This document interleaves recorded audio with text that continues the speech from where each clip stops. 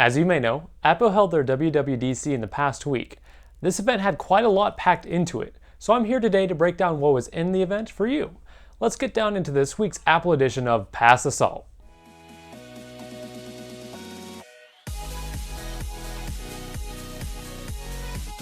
Honestly, the bulk of everything unveiled in this event was Apple's new operating systems for just about everything.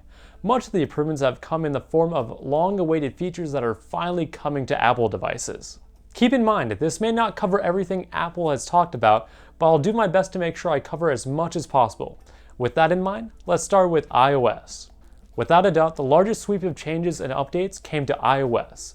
The biggest update, in my opinion, is the ability to finally hide pages and apps that you do not need. This has been a feature on other devices for I don't know how long, and it's about time it finally comes to iPhone. Not only that, but there are a number of changes that is reminiscent of Android too. Picture-to-picture, Apple's version of video minimization, Android. The ability to have widgets on pages, Android. But as with most things, Apple may not do it first, but they will perfect it. Case in point, having the ability to add people in a group chat. Yes, this in itself is not a new feature to the world, but you are able to focus on that conversation you're having with an individual inside of the main group chat without having to leave said chat. On top of that, you can now set the chat to only notify you when you are mentioned. That is not the only change that has come to Messenger. As well, anyone can now pin their most important text on top of your messages for easy access. The final big thing to come out of iOS portion was App Clip. Long story short, it allows you to load a small snippet of an app as an alternative to a web page or the likes. It all starts with a pop-up card.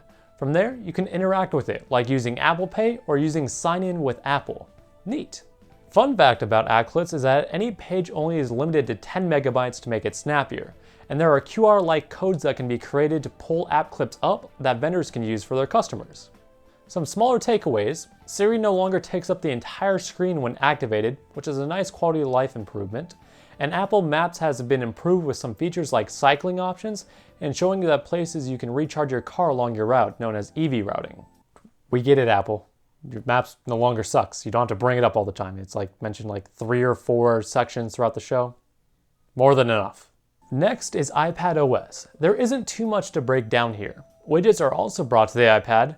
There is now a toolbar, same improvements to Siri, and the biggest quality of life improvements are such as the search bar, and calls no longer take up the entire screen just like Siri.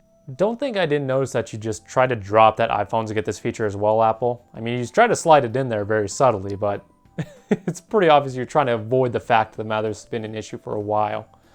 Funny enough, the important update is actually not to the iPad itself, but the pen. Scribble has been introduced so that anything written by hand can now be converted to text. Shapes drawn can now be transformed into perfect shapes as well, and data detectors can now detect addresses and phone numbers that were written by hand. On top of that, you can now move words and lines thanks to handwriting recognition improvements. Neat. On the block now, AirPods. This is the most interesting part in my opinion. I love how Apple is making their own ecosystem even more fluid than before. The next step in this evolution is how AirPods now change automatically between devices that you're using.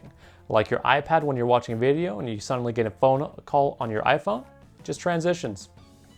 I won't lie, this is probably my favorite piece of info to come out of this entire event. I would love to see this as a general feature on other devices and platforms, but nothing else offers a robust ecosystem quite like Apple's to incorporate a feature like this. Another new feature is the inclusion of spatial audio. Virtual 5.1, 7.1, and Dolby Atmos are here. And I don't care. No one has ever been able to do it well in my opinion. Even Sennheiser has not been able to do this well. If you want to learn more about my thoughts on this, there is a review on our affiliated website, Culture of Gaming, about the GSP 670, or subscribe here to see a video review soon. Back to the topic on hand, Apple is deepening their ecosystem even more by having an audio be stationary with the device playing the video. This is done by using gyroscopes in both the AirPods and the given device accomplishing this. So no matter how much you move your head around, it always keeps it centered right where you're looking at the screen. Just some quick notes on WatchOS. It's easier to share custom faces. There are now 20-second timers when you start washing your hands, and there's a built-in app that helps with sleeping patterns. As expected with Apple, there is a big emphasis on security. A neat little feature is how when a camera and mic are being used by apps, there will be a little notification showing its use.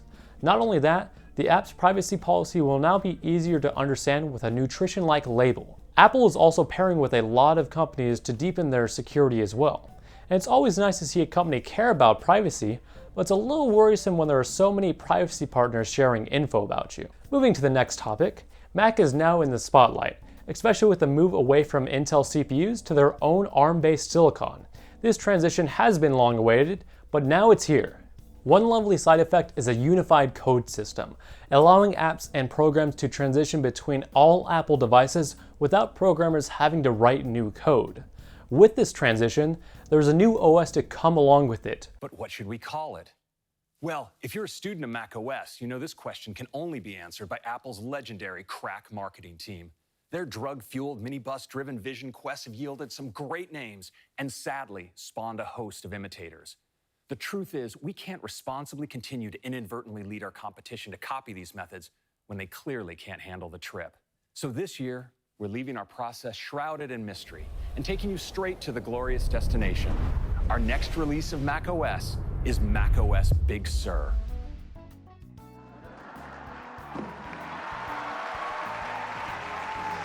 There was a lot of talk on making things easier on the eyes and easier to use, and I'll be honest, I didn't notice any differences in the design, and neither did any of the people I was watching with either. More importantly, Safari has received some upgrades. The largest is built-in translation for viewing websites, and Apple is also claiming that Safari is 50% faster on average than Chrome. I was curious about this, so I asked Taylor, Culture of Gaming site admin and the other host of this channel, and he stated that for all the independent speed testing that he has done with COG's website, Chromium is used for those tests, not true Chrome. So there is a little caveat with Apple's claim. How big of a difference this makes? We have no idea. We just wanted to make you aware though. And with that, all the important info has been covered. If I missed anything, please let me know down in the comments below. While down there, don't forget to subscribe and hit that bell icon. If you go a little bit further up to the description, you'll find a link to our affiliated website, Culture of Gaming, where you can get caught up on the latest gaming news and reviews. So with that, see you next time.